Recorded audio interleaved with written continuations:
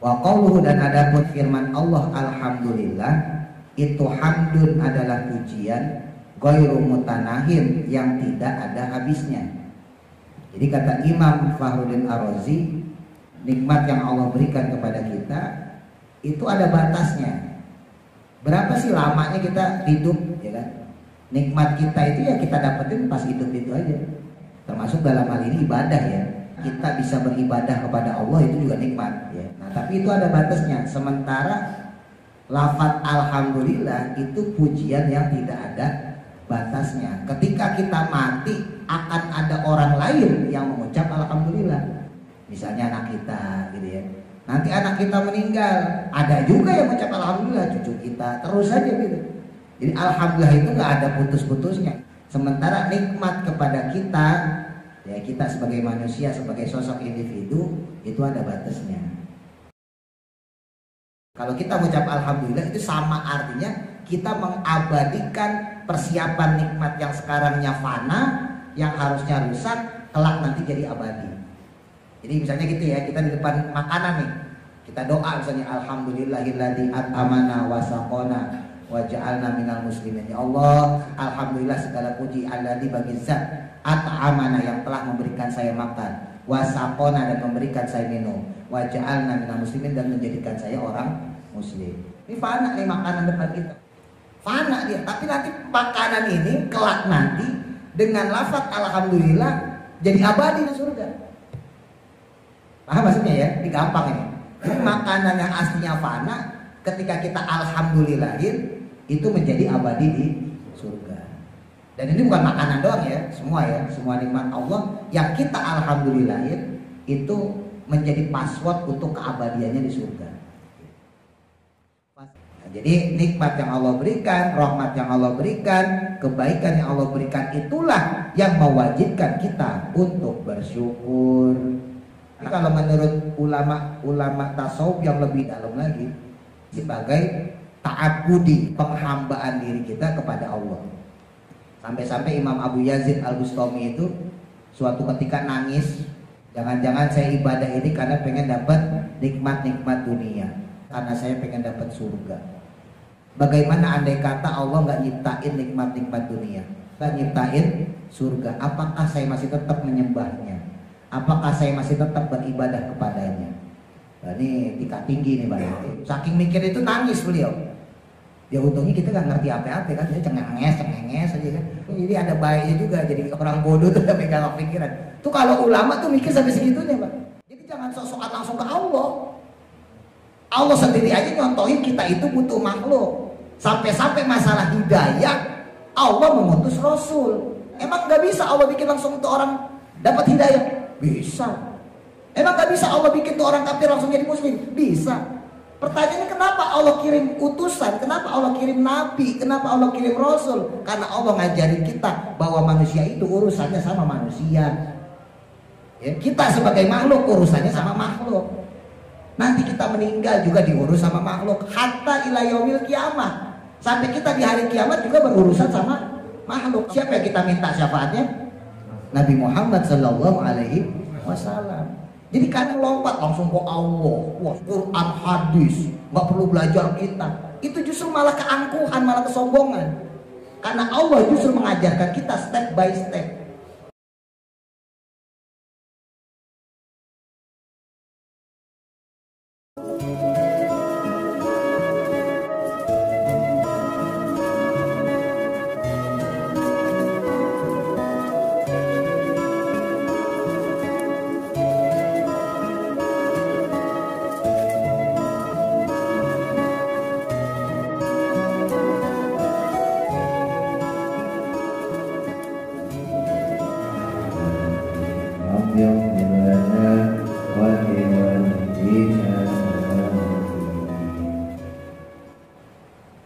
Bismillahirrahmanirrahim. Qala musannif rahimahullah ta'ala wa nafa'ana bihi wa bi barakati ilmihi fi daraini amin. Qala berkata Al-Fakhru, yaitu Imam Fakhruddin Ar-Razi. Ini beliau lahir tahun 544 Hijriah ya. Nama aslinya Muhammad bin Umar Bapaknya ini Umar bin Husain, ulama ahli khotib, ahli khutbah, ahli ceramah ya. Salah satu muridnya Imam Al-Baghawi, ulama ahli tafsir, ahli hadis. Nah, ini juga salah satu ulama madzhab kita, madzhab Syafi'i dari sisi tasawuf ya. Salah satu karya beliau yang paling terkenal yaitu kitab Mafatihul Ghaib yang terkenal dengan nama Tafsir Ar-Razi. Saking cintanya beliau dengan madzhab Syafi'i, Imam Ar-Razi ini sampai bikin kitab khusus biografinya Imam Asy-Syafi'i ya, jadi disebutnya Manaqib Imam Asy-Syafi'i, yang mana tujuannya diantaranya yaitu untuk membantah tudingan bahwa Imam Asy-Syafi'i itu lahir dari seorang budak.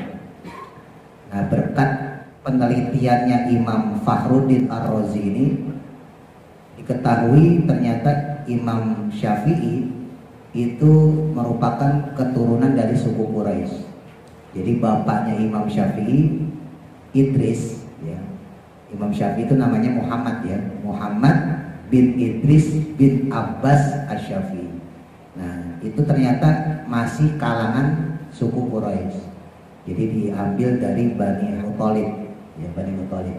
Sementara ibunya Fatimah binti Ubaidillah itu dari Bani Hashim ya. Nah, akhirnya ketahuanlah bahwa Imam Syafi'i itu bukan orang sembarangan.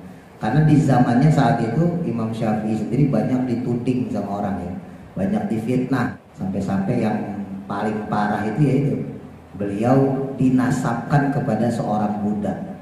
Nah, Imam Ar-Razi sebagai salah satu ulama tafsir sekaligus ulama tasawuf nggak terima ya imamnya digituin ya, maka kemudian beliau bikin manaqib biografinya Imam Asy-Syafi'i. Nah, itu sekilas tentang Imam Fakhruddin Ar-Razi. Nah, ini beliau kemudian bilang nih, menjelaskan tentang penjelasan sebelumnya ya, walaupun kita secara zahir mengatakan ini milik saya ya, tapi secara hakikat itu adalah milik Allah.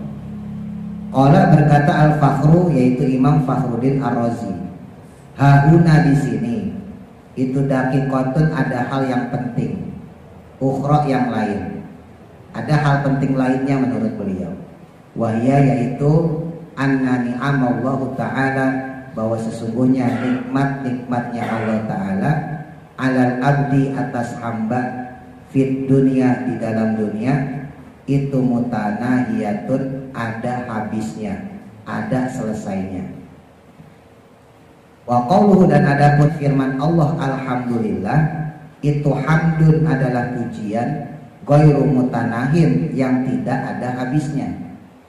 Jadi kata Imam Fakhruddin Ar-Razi, nikmat yang Allah berikan kepada kita itu ada batasnya. Berapa sih lamanya kita hidup ya kan? Nikmat kita itu ya kita dapetin pas hidup itu aja. Pas kita mati selesai udah nikmat kita ya. Termasuk dalam hal ini ibadah ya. Kita bisa beribadah kepada Allah itu juga nikmat ya. Kita bisa nyembah Allah, kita bisa sholat, kita bisa ngaji, itu juga nikmat. Nah, tapi itu ada batasnya. Sementara lafaz alhamdulillah itu pujian yang tidak ada batasnya. Ketika kita mati akan ada orang lain yang mengucap alhamdulillah, kan gitu. Misalnya anak kita gitu ya. Nanti anak kita meninggal, ada juga yang mengucap alhamdulillah, cucu kita, terus saja gitu. Jadi alhamdulillah itu nggak ada putus-putusnya ila yaumil qiyamah. Sementara nikmat kepada kita, ya kita sebagai manusia, sebagai sosok individu, itu ada batasnya. Wa ma'lumun, dan jelaslah atau diketahuilah anna ghairal mutanahi, bahwa sesungguhnya sesuatu yang tidak ada habisnya, tidak ada batasnya, tidak berkesudahan, idza saqata, jika gugur atau lenyap minhu darinya, al mutanahi, kesudahan atau hentinya nikmat tersebut ya, maka baqa, tetaplah al baqi, zat yang maha kekal ya. Baqa itu sifat, kalau baqi yaitu Allahnya, Allah al-baqi, Allah yang maha kekal. Ghairu mutanahin, yang tidak berkesudahan atau tidak ada habis-habisnya. Jadi yang kekal itu ya lafaz alhamdulillah itu. Yang abadi itu adalah lafaz alhamdulillahnya itu sendiri. Faka'annahu, maka seakan-akan sesungguhnya Allah Ta'ala itu yaqulu berkata. Jadi seakan-akan Allah ngomong abdi, di situ ada ya-nya ya. Ya-nya mahzuf dibuang karena maklum. Ya abdi, wahai hambaku, idza qulta, ketika kamu mengucapkan alhamdulillah, lafaz alhamdulillah fi muqabalati tilka nikmati, dalam membalas nikmat tersebut, falladzi baqiya, maka sesuatu yang tersisa laka padamu, min tilkal kalimati, dari kalimat tersebut, ta'atun, yang merupakan taat atau ibadah, ghairu mutanahiyatin, yang tidak berkesudahan atau tidak ada habis-habisnya. Jadi kata Allah seakan-akan, wahai hambaku, walaupun nikmat yang aku berikan kepadamu sudah habis, tapi nikmat mengucap alhamdulillah, balasan darimu bentuk pujian, itu gak akan ada habisnya gitu. Fala budda, maka pastilah min muqabalatiha, dengan membalasnya, binikmatin, dengan balasan nikmat, ghairi mutanahiyatin, yang tidak ada habisnya. Falihada sababi, maka oleh karena sebab ini, yastahiku, berhaklah al-abdu, seorang hamba, as-sawaba, dengan pahala atau ganjaran al-abadi, yang abadi, yang kekal, wal khairi, dan juga kebaikan as-sarmadi, yang terus menerus. Jadi oleh karena ucapan alhamdulillah kita dinilai sebagai sesuatu yang abadi oleh Allah, maka kata Allah, pantaslah buat kamu mendapatkan nikmat yang abadi pula. Jadi aslinya nikmat yang Allah berikan kepada kita kan gak abadi tuh, ya. Ada kesudahannya. Kita punya duit berapa lama, kita punya sehat berapa lama, ada sakitnya, sehat lagi, ada sakitnya. Punya uang pun begitu, ada punya uangnya, ada bokeknya, gitu ya, dan seterusnya. Nah itu pasang surut, ya, kembang kempes lah ibaratnya gitu. Gak abadi dia. Tapi lafaz alhamdulillah yang kita ucapkan itu bagi Allah abadi. Maka kelak nanti kita akan dianugerahi, kita akan diberikan nikmat yang abadi. Kalau sebelumnya nikmatnya habis, kalau sebelumnya nikmatnya berkesudahan, ya, maka ketika kita mengucap alhamdulillah itu menjadi password dalam tanda kutip, ya, menjadi pintu untuk mendapatkan nikmat yang sebelumnya tidak abadi menjadi abadi. Ya, tidak lain tidak bukan adalah surganya Allah Subhanahu wa Ta'ala. Jadi makan itu kan kita nggak abadi, Pak. Makan kenyang nih, 2 jam 3 jam kemudian lapar lagi. Malah kalau yang cacingan baru sejam udah lapar, ya, cacingan. Nah kalau nanti di surga abadi tuh, makan itu nggak sejam 2 jam, nggak 3 jam 4 jam, semau kita. Karena di surga itu nggak ada bosennya. Ya, orang kalau udah makan pengennya makan mulu. Orang kalau udah nyobain minuman surga pengennya minum mulu. Itu bedanya surga sama dunia. Kalau dunia itu ada batasnya. Kemampuan kita makan berapa? Sepiring, 2 piring. Sepiring masih enak. Kalau yang doyan 2 piring masih enak. 3 piring udah gak enak. Makan sate 5 tusuk masih enak, 10 tusuk masih enak, 20, 30, 40 belenggar. Itulah dunia, ada batasnya. Dan memang sengaja Allah desain seperti itu, ada batasnya. Jadi kalau mau nikmat yang hakiki, nikmat yang abadi, ya nanti di surga. Nah passwordnya itu, ya, kata kuncinya itu adalah lafaz alhamdulillah. Jadi nggak sembarangan orang ucap alhamdulillah itu. Kalau kita mengucap alhamdulillah itu sama artinya kita mengabadikan persiapan nikmat yang sekarangnya fana, yang harusnya rusak, kelak nanti jadi abadi. Jadi misalnya gitu ya, kita di depan makanan nih, kita doa misalnya alhamdulillahilladzi at'amana wa saqona wa ja'alna minal muslimin. Ya Allah, alhamdulillah segala puji alladzi bagi zat at'amana, yang telah memberikan saya makan, wa saqona, dan memberikan saya minum, wa ja'alna minal muslimin, dan menjadikan saya orang muslim. Fana itu rusak ya. Ini fana nih makanan depan kita makan. Fana dia, tapi nanti makanan ini kelak nanti dengan lafaz alhamdulillah jadi abadi di surga. Paham maksudnya ya? Ini gampang ini. Makanan yang aslinya fana, ketika kita alhamdulillahin, itu menjadi abadi di surga. Dan ini bukan makanan doang ya, semua nikmat Allah yang kita alhamdulillahin itu menjadi password untuk keabadiannya di surga. Fasabata, maka tetaplah, maka dengan demikian anaqalal abdi, sesungguhnya ucapan seorang hamba alhamdulillah dengan lafaz alhamdulillah yujabu, menyebabkan berhaknya dia sa'adatun, mendapatkan sa'adah ya, kebahagiaan. Karena dengan lafaz alhamdulillah tadi maka dia berhak untuk mendapatkan sa'adah. Sa'adah itu kebahagiaan, kesenangan, la akhirah, yang tidak ada akhir, laha baginya, yang nggak ada kesudahannya, nggak ada akhirnya. Wa khairatun, dan juga kebaikan, la nihayata, yang juga tidak ada kesudahan, laha baginya. Kita bakal dapat kebahagiaan dan kebaikan yang tidak ada henti-hentinya, tidak ada habis-habisnya. Kapan tuh? Surga ntar. Udah. Makanya saya pesan bolak-balik, saya ngomong, dan nikmatin dunia mah seadanya aja. Ya. Dapat musibah, sabarin. Kalau bisa syukurin. Ya, kalau bisa, tapi kalau nggak bisa ya sabar aja deh. Kalau bisa syukurin, yakinlah bahwa itu yang terbaik. Dapat nikmat, oh lebih hebat lagi, syukurin, jangan lupa. Ya.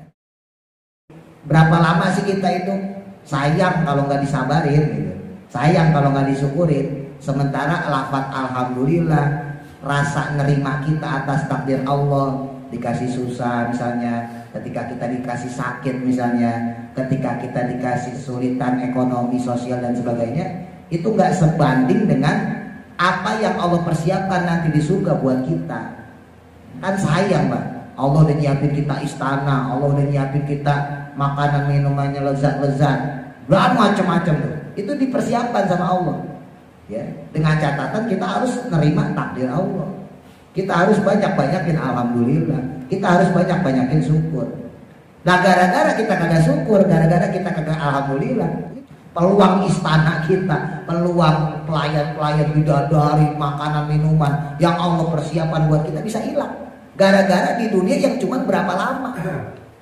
Kita ngeluh misalnya selama sakit 20 tahun. Sementara istana yang Allah persiapkan, fasilitas surga yang Allah siapkan kelak nanti buat kita, itu kan sifatnya abadi. Gitu. Ya, makanya jangan sampai kebujuk sama setan. Ya. Karena manusia yang beriman, beramal soleh, berilmu, insya Allah seperti kita orang, itu ujiannya itu setan. Ya. Bukan diuji nafsu lagi, beda sama orang bodoh. Ya, orang bodoh nggak diuji pakai setan, diujinya pakai hawa nafsu. Ya. Tapi kalau orang yang udah berilmu, tauhidnya kuat, sholatnya rajin, istiqomah ibadah, itu mulai setan tuh yang ganggu. Kenapa? Supaya ibadahnya tidak menjadi lillah. Ya, supaya ibadahnya tidak karena Allah, karena pengen dipuji, karena mendapat sanjungan, karena pengen dianggap hebat, karena pengen mendapat keuntungan duniawi dan sebagainya. Beda sama orang awam. Kalau orang awam yang godain bukan setan, Pak, nafsu. Setan mah gak perlu turun tangan, kalah dia sama hawa nafsunya. Tapi kalau kita orang, itu tingkatan yang godain setan. Kalau makin pinter, makin soleh, wah itu membuatnya setan. Godaannya makin tinggi. D. Al-fa'idatut tasi'ah, faedah yang ke-9.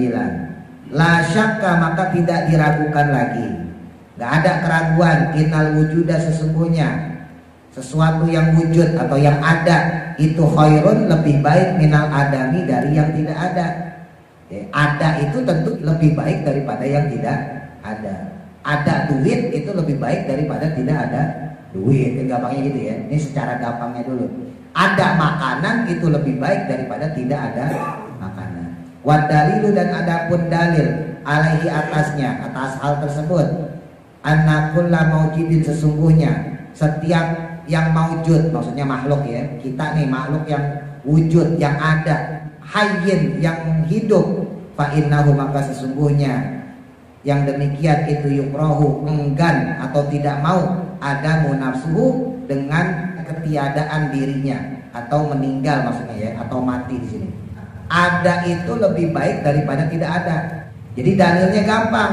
Apa dalilnya? Manusia itu ada dan dia tidak mau mati, gampangnya gitu.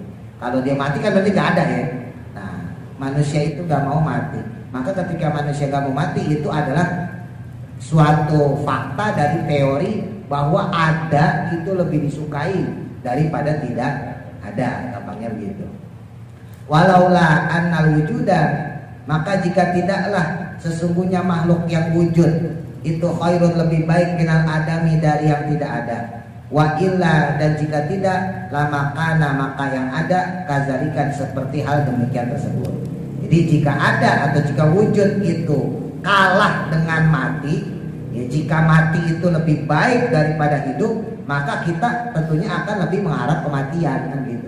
Berhubung wujud ada masih hidup ini lebih kita senengin daripada nggak adanya, daripada mati, maka kita mencintai kehidupan. Intinya seperti itu ya. Nah cuman wujudnya kita itu bukan wujud yang abadi. Wa idza sabata, maka dengan demikian hada akan hal ini fanaqulu, maka kita berkata wujudu kulli syai'in, wujudnya setiap sesuatu itu ma, ya maksudnya makhluk ya, adalah makhluk siwallahi, selain Allah Ta'ala. Jadi yang namanya wujud yang diciptakan oleh Allah ya siwallah gitu, itu adalah makhluk. Ini diingat-ingat ya, pokok siwallah makhluk, selain Allah itu makhluk. Allahnya sendiri disebutnya Khaliq ya, Allah disebut Khaliq. Tapi kalau kita yang diciptakan pohon, batu ya, gunung, bumi, matahari, bulan, semuanya lah itu siwallah, selain Allah. Maka selain Allah disebutnya makhluk. Nah, fa'inau, maka sesungguhnya yang demikian hasola ya hasil ya, tercipta biijadillahi dengan wujudnya Allah Ta'ala. Ay maksudnya wujudihi dengan kekuasaan wujudnya Allah, wa fadlihi, dan fadlnya Allah. Fadl itu karunia, karunianya Allah, wa ihsanihi, dan juga ihsannya Allah, kebaikan Allah. Nah, makhluk kita nih termasuk alam semesta yang ada, pokoknya siwallah ya, selain Allah itu makhluk, itu tercipta karena wujudnya Allah. Jadi wujudnya kita itu ada karena wujudnya Allah. Wujudnya alam semesta itu ada karena wujudnya Allah, kehebatan Allah, kekuasaan Allah. Nah, yang membedakan adalah wujud kita yang ada ini itu dari ada kemudian tidak ada, terus ada lagi, terus tidak ada, dan terus gitu. Ya, itu yang membedakan kita dengan Allah. Kalau Allah nggak ada timbul tenggelam itu. Di zaman sebelum diciptakan alam semesta, ya, di zaman azali, ya Allah yang menciptakan itu. Allah menciptakan nur Nabi Muhammad Sallallahu Alaihi Wasallam. Dari nur Nabi Muhammad kemudian diciptakan alam semesta. Dari alam roh, ya, alam jisim, alam jasad. Nah itu Allah ada selalu, beda sama kita. Nah Al-Imam Al-Ghazali itu nyontoin dalam kitab Ihya Ulumuddin, beliau nyontoin gampang. Kamu punya batu, punya bata, ya, orang tahu lah 1 tambah 1 itu 2, itu maujud namanya, itu hak ya, 1 tambah 1 pasti 2. Kamu punya bata nih, batu bata 1 terus ditambah 1, maka orang akan bilang berapa bata kamu? 2. Tapi itu nggak wujud aslinya. Kenapa? Karena batu bata itu bisa hancur. Ini batu bata nih 1, ini 2 ya. Berapa batu bata kamu? 2. Iya kalau masih utuh. Nah kalau hancur, berapa batu bata kamu? 1. Sementara Allah itu nggak punya sifat hancur. Allah itu tetap, Allah itu bako, Allah itu kekal, nggak ada hancurnya. Makanya wujud tadi tuh batu bata ini, ya wujud tapi nggak kekal. Bukan wahdatul wujud. Suatu ketika dia bakal hancur dengan sendirinya, yang menyebabkan yang tadinya jumlahnya 2 menjadi cuma 1. Paham nggak maksudnya? Nah begitu pula ketika nanti kita di surga. Di surga kita abadi nggak? Rencananya abadi apa mau mampir-mampir ke neraka? Abadi kan? Abadi. Ini kalau orang yang kritis Pak pasti bingung. Kita di surga abadi. Lah kan Allah abadi. Ini kalau yang ahli tauhid nih, ya untungnya orang pada bodoh jadi kagak mikir ke situ. Kalau yang ngaji tauhid dia akan mikir. Kita di surga abadi. Sementara Allah abadi. Terus kita bisa nandingin Allah dong. Kita bisa nyaingin Allah dong. Kan katanya di surga abadi. Allah itu zat yang maha abadi. Berarti kita sama Allah kedudukannya sama. Ayo jawabnya gimana? Itu bahaya Allah. Hah? Bahaya surganya Allah. Padahal nikmat saja, nikmat Allah saja itu nggak bisa sebanding dengan ucapan alhamdulillah kita, ya kan?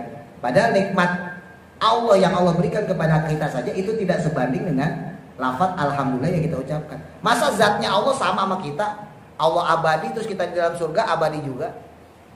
Padahal kita abadi dalam surga jelas, khalidina fiha abada, radhiyallahu anhum wa radu'an. Dzalika liman khasyya rabbah, ya kan?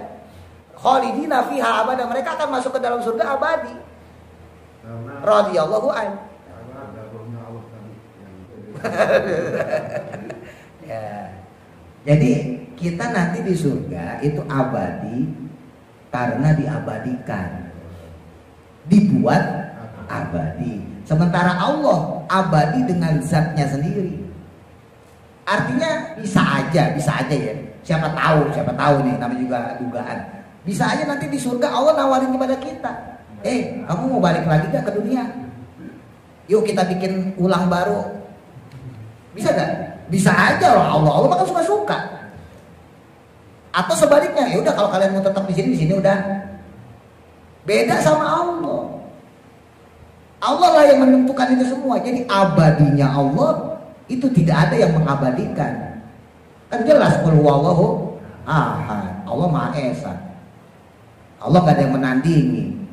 Sementara kita nanti abadi karena diabadikan oleh Allah. Nah inilah salah pahamnya orang-orang yang belajar tauhid tapi tidak berpikir secara syariat.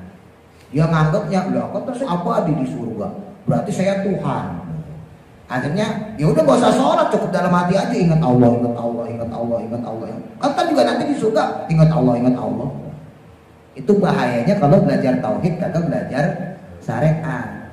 Makanya di pondok itu kita belajar mantek Pak, cara berpikir, logika. Kita belajar balaghah bahasa Arabnya. Kita belajar bayan, bade, ma'ani, macam-macam. Bukan nahu sorob doang. Kalau orang awam kan taunya nahu sorob.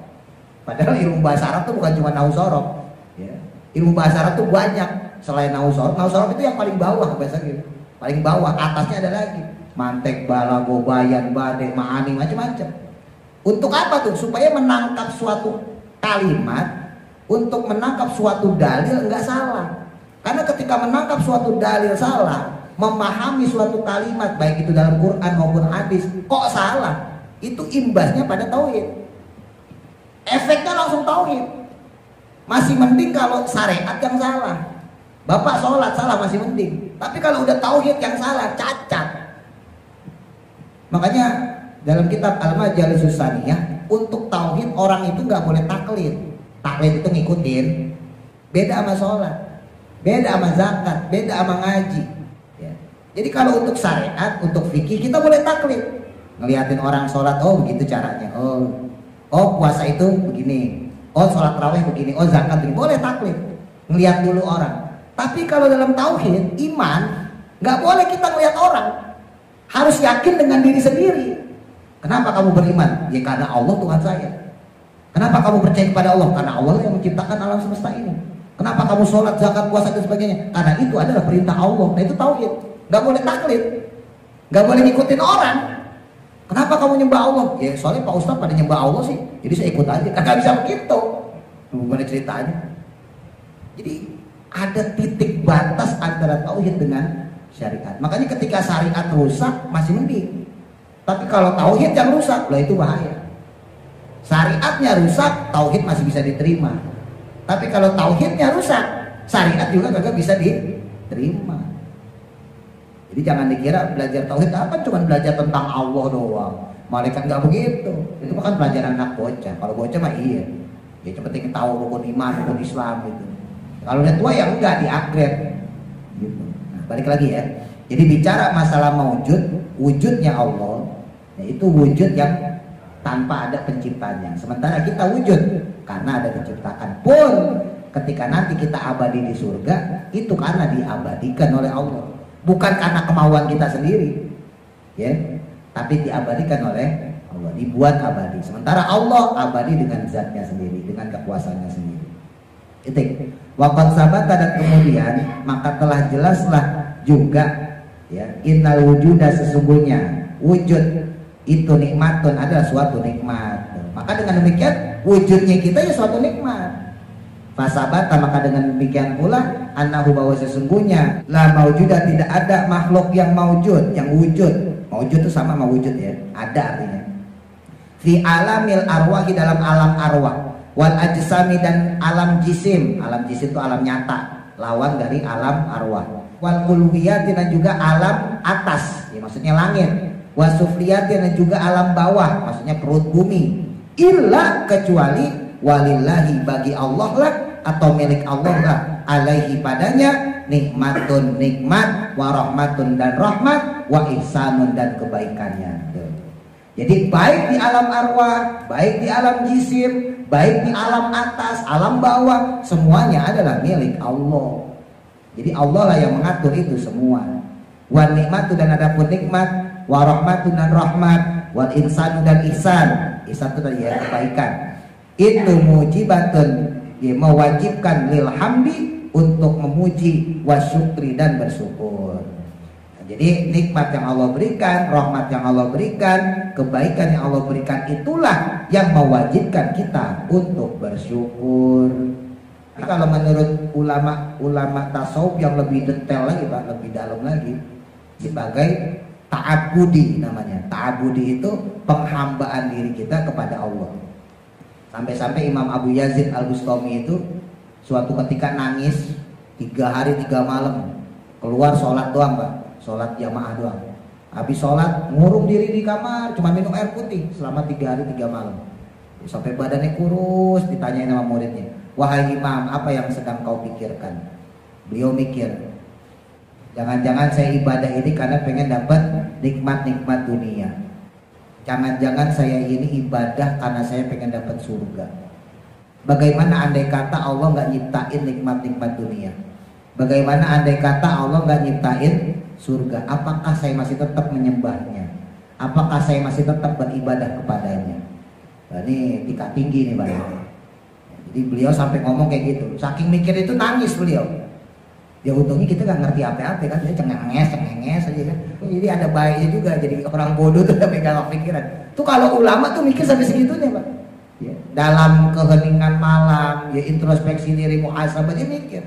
Ya Allah, emang sih orang beribadah, ya itu kan dapat redho, dapat surga, nikmat segala macam.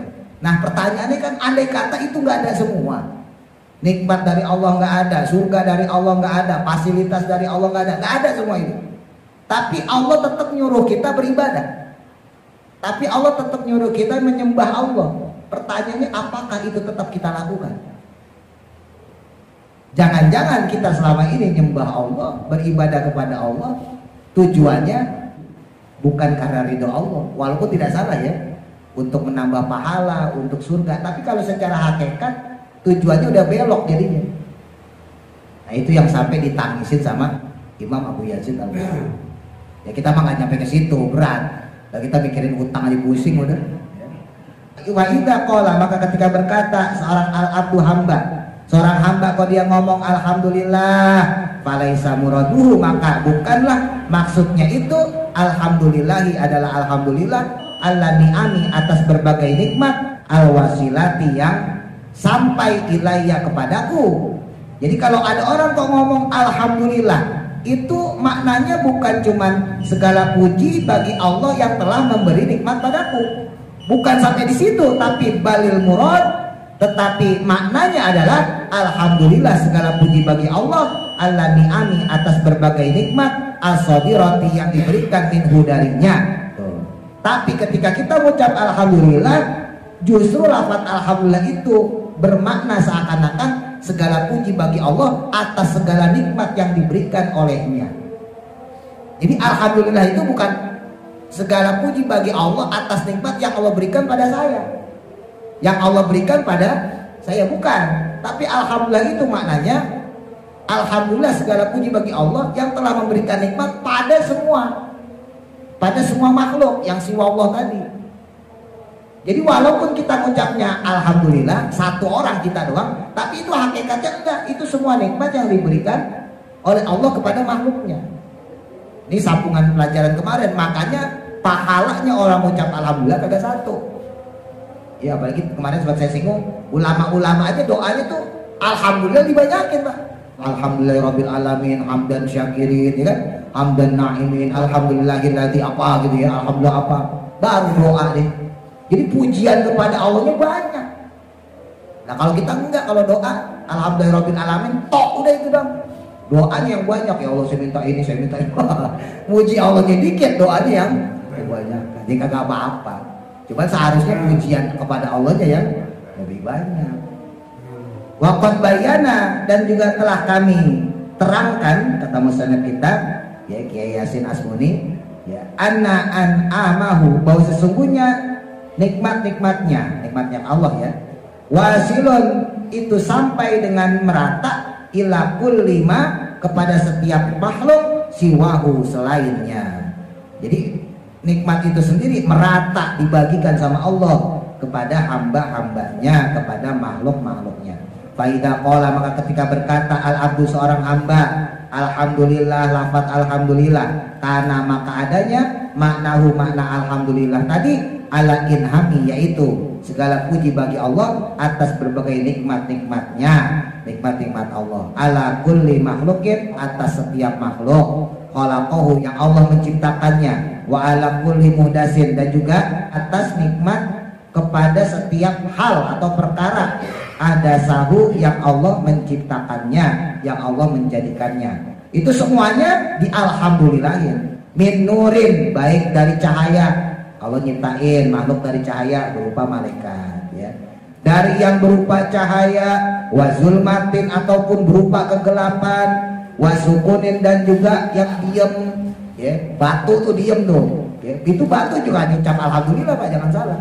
Wa harokatin, dan juga yang bergerak, wa arsin, dan juga ares, wa kursikin, dan juga kursi, wa jinni, dan juga bangsa jin, wa insi, dan juga bangsa manusia, wa datin, dan juga yang berbentuk, wa sifatin, dan sifat doang. Kan ada makhluk Allah yang sifat doang ya. Apa tuh sifat doang? Manis, asin, asem, itu kan sifat, itu makhluk ya. Jangan dikira bukan makhluk, itu makhluk. Manis, asam, asin, pahit, sedih, itu kan perasaan, sifat ya. Coba Bapak tunjukin mana bentuknya. Wah manis banget nih kopinya. Coba manis sih mana coba. Bingung kan? Itu hebat ya Allah. Nah itu sifat, tapi ada yang sifat ya. Ada yang kelihatan, kopi kelihatan, teh kelihatan. Nah Allah yang nyiptain itu semua. Jadi kita disadarin nih. Wa jismin, dan juga jisim ya, jisim itu nyata ya. Wa ardin, dan juga arat. Arat itu sesuatu yang fakta juga, yang nyata juga. Ila abadil abadi, sampai abadi selama-lamanya. Wa dahrad dahirina, dan sampai masa yang kekal selamanya. Nah, oleh karena itu maka ditegesin nih sama musannif kitab, wa anna, dan sesungguhnya kita ya, kita semua nih maksudnya yang belajar itu, asyhadu, bersaksi, annaha, bahwa sesungguhnya, bi asriha, dengan sirnya, dengan rahasianya, dengan kehebatannya lafaz alhamdulillah, yaitu hakoka, semuanya adalah hak-haknya engkau, wa milkuka, dan juga milik atau kepunyaan engkau ya Allah. Jadi ini hak engkau ya Allah, ini semuanya milik engkau ya Allah. Walaisa li ahadin, dan tidaklah pada seseorang pun atau tidaklah pada suatu pun, ma'aka, yang bersama engkau, fiha, di dalamnya, syarikatun, menjadi sekutu. Allah tuh nggak punya sekutu ya. Allah tuh nggak punya teman untuk menciptakan itu semua, untuk membuat sifat-sifat tadi yang nggak kelihatan, ataupun membentuk sesuatu yang jisim-jisim yang kelihatan. Allah nggak ada temannya, Allah bikin sendiri ya. Bahkan wa munaza'atun, dan juga tidak ada atau tanpa perdebatan, nggak ada yang mendebatnya, nggak ada yang menselisihinya ya. Semuanya Allah bikin tanpa perdebatan, tanpa perselisihan. Nah itulah menunjukkan kedikdayaannya Allah. Makanya dalam istilah ilmu-ilmu tasawuf ya, lagi-lagi ketika seseorang itu melompati suatu tahap, itu kadang menurut dia keren, menurut dia hebat, padahal bagi Allah salah Kenapa? Karena Allah saja menciptakan sesuatu itu perlahan-lahan. Emang nggak bisa Allah ciptain manusia langsung buat semuanya gitu? Bisa. Tapi nggak Allah lakukan itu. Allah ciptakan perlahan-lahan dari zaman azali ya. Allah ciptakan alam semesta, ya Allah ciptakan matahari bulan. Tentunya sudah ada nur Nabi Muhammad tadi. Baru diciptain kita nih manusia. Pertanyaannya kemudian emang Allah nggak bisa bikin langsung manusia semuanya 5 miliar. Bisa. Tapi kenapa nggak Allah lakukan itu? Karena manusia itu selalu berurusan dengan makhluk. Kita nih, manusia itu selalu berurusan dengan makhluk. Bahkan dari kita lahir sampai kita meninggal, sampai hari kiamat, sampai nanti di surga, itu urusan kita. Hubungan kita itu antar makhluk. Ini kita lahir Pak, siapa yang bisa melepas diri kita dari makhluk? Kita ngaji, kita sholat, ada yang mimpin. Berarti kita berurusan sama makhluk. Jadi jangan sok-sokan langsung ke Allah.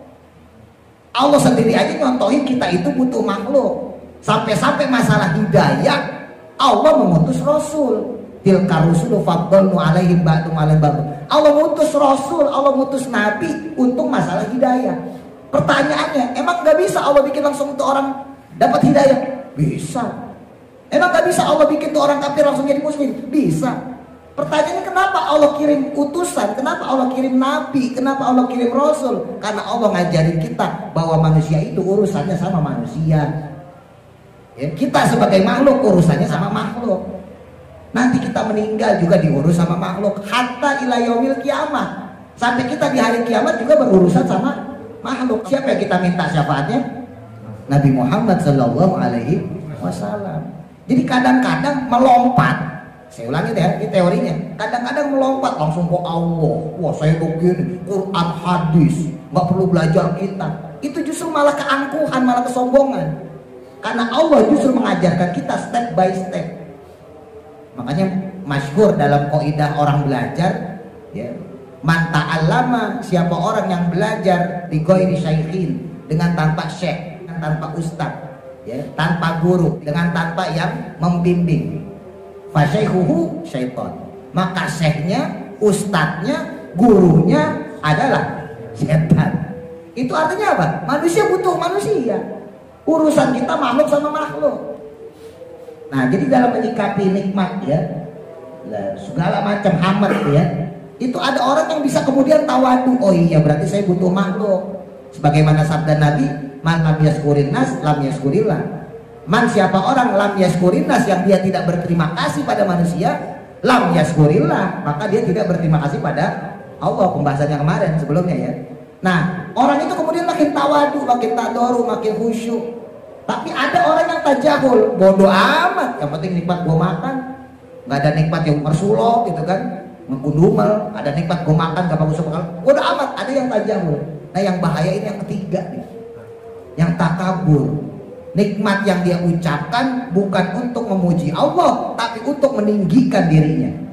Masih ingat kemarin cerita yang saya sampaikan, muridnya Imam Abu Yazid Al-Bustami, ya, yang nggak nyampe usul-usul kalau dalam istilah hakikat ya, dalam istilah torekot. Kok guru, ini murid-murid engkau yang lain pada usul semua, udah bisa merentak hatinya pada Allah, kenapa saya nggak bisa? Kan dites sama Imam Abu Yazid Al-Bustami. Emang kamu paling cerdas, bener? Emang kamu paling soleh, kamu paling alim? Ya udah, coba tuh ambil tuh, panggul tuh kacang di keranjang, di karung panggul, jual ke pasar. Apa kata muridnya Imam Abu Yazid Al-Bustami? Subhanallah, masa saya melakukan itu Imam? Masya Allah, mana mungkin saya melakukan itu Imam? Makanya kata Imam Abu Yazid Al-Bustami, itulah yang membuat kamu tercegah dari wusul ingat pada Allah. Jadi kata subhanallahnya, kata masya Allahnya, bukan untuk meninggikan Allah, tapi untuk meninggikan dia. Subhanallah, masa saya begitu? Lah itu kan bukan puji Allah berarti. Berarti untuk meninggiin dia sendiri. Berarti untuk mengagungkan dia sendiri. Nah, kita nih manusia seringkali terjebak dengan hal seperti itu. Beda dengan lafaz alhamdulillah. Kalau alhamdulillah enggak, Pak. Kan enggak mungkin muridnya Imam Abu Yazid Al-Bustami mau mengucap alhamdulillah kan? Ayo itu, ambil kacang di karung. Ya, nggak mungkin dia ngucap alhamdulillah, nggak mungkin. Sebab kalau alhamdulillah pasti dilakuin, ya kan? Makanya dia nggak ngucap alhamdulillah, dia ngucap masya Allah. Masa saya harus manggul-manggul karung begitu? Subhanallah. Masa saya harus manggul kacang jualan di pasar, Imam? Tapi subhanallahnya, masya Allahnya diucapkan bukan untuk menunjukkan kehebatan Allah, untuk puji dia sendiri. Kita sering jatuh sama hal seperti itu. Hati-hati, ngelompat itu nggak bagus juga. Makanya ulama ngajarin kita belajar. Bahkan dalam kita ngirim Fatihah aja tuh ada istilah tawasul. Ya, itu ajaran dari Nabi itu. Ada rantainya. Ya tadi tuh sampai kaidah orang belajar itu orang yang belajar tanpa guru, maka dia belajar sama setan tuh. Sampai segitunya. Jadi kita butuh orang sampai ila yaumil kiamah. Sampai di kiamat nanti kita nungguin Nabi dapat syafaat. Berarti hubungan kita sama makhluk. Terus di surga pun hubungan kita sama makhluk. Emang di surga kita ketemu siapa? Ketemu keluarga kita kan, balik lagi kan. Berarti hubungan kita pun di surga sesama makhluk. Makanya jangan sosokan langsung ke Allah. Bukan gak boleh. Tapi kata Sayyidina Ali, al-kalimatul haq yuradiha batil. Emang kalimatnya bener, ucapannya bener. Ayo kita langsung ke Quran, langsung kita ke hadis. Ayo kita begini begitu bener. Tapi yuradiha bihal batil. Tapi menunjukkan sesuatu yang batil. Kata-katanya bener, ucapannya bener, tapi menunjukkan sesuatu yang salah. Emang dikira bisa? Nggak bisa. Semuanya itu butuh proses, semuanya itu butuh makhluk. Karena kita makhluk, kita berurusan sama makhluk. Itu tadi sampai dapat syafaat. Emang yang nyapatin kita siapa? Siapa yang nyapatin kita nanti di akhirat? Nabi Muhammad Sallallahu Alaihi Wasallam. Nabi. Walaupun tentunya ada syafaat-syafaat subro ya, syafaat-syafaat kecil. Orang tua misalnya gitu ya, bisa disyafaatin, bisa ditolong sama anaknya yang soleh. Ya Allah, itu orang tua saya kasihan. Saya bisa masuk surga karena orang tua saya didik saya, ya Allah. Jangan kau masukkan dia ke dalam neraka, ya Allah. Saya pengen dia bersama saya ke dalam surga. Itu syafaat juga tuh. Ya, orang tua bisa ketolong sama anak, murid bisa nolong guru, guru nolong murid juga sama. Makanya dalam kitab Jam'us Shogir itu unik ya, ketika orang-orang berbondong-bondong masuk ke dalam surga, Allah manggil tuh, ya auliyai, wahai para kekasihku, udkhulul jannah, silakan kalian masuk ke dalam surga. Masuk pak surga semua. Tiba-tiba di belakang ada rombongan ulama, ditegur sama Allah, kifu, ini kalian nih rombongan ini berhenti dulu, la tadkhulul jannah, jangan kalian masuk surga dulu. Loh kaget nih, kenapa ya Allah? Hatta tashfa'u ala man ahabbakum, sampai kamu memberikan pertolongan, memberikan syafaat kepada orang-orang yang mencintai kamu. Jadi orang-orang pada masuk, ulama ditahan. Berhenti dulu. Masih ada orang-orang yang butuh pertolongan kamu, murid-murid kamu, segala macam jamaah kamu tuh tolongin supaya mereka bisa juga masuk ke dalam surga. Makanya gak enak jadi ulama. Emang enak jadi ulama? Agak enakan jadi Pak Iwagimin, ketua musola duluan. Makanya saya gak mau dibilang ulama, Ustaz kayak gak mau saya, repot mereka masuk duluan kita. Ya. Jangan dikira gampang. Nah kita harus bertanggung jawab. Nah lagi-lagi nih, berurusan dengan siapa kita? Makhluk. Jadi jangan sok-sokan langsung ke Allah, langsung begini. Siapa kita tuh siapa? Lawang Nabi aja ngajarin kita berurusan sama makhluk. Kita dagang berurusan sama makhluk. Kita mati berurusan juga sama makhluk. Nanti dapat syafaat berurusan juga sama makhluk, bahkan sampai ke surga kita berurusan sama makhluk. Karena alam kita adalah alam makhluk, bukan alam khaliq, bukan alamnya Allah yang wujudnya itu tidak ada bandingannya. Wallahu a'lam. Dan manfaat. Al-Fatihah. A'udzu billahi minasyaitonir rajim. Bismillahirrahmanirrahim. Alhamdulillahi rabbil alamin. Ar-Rahman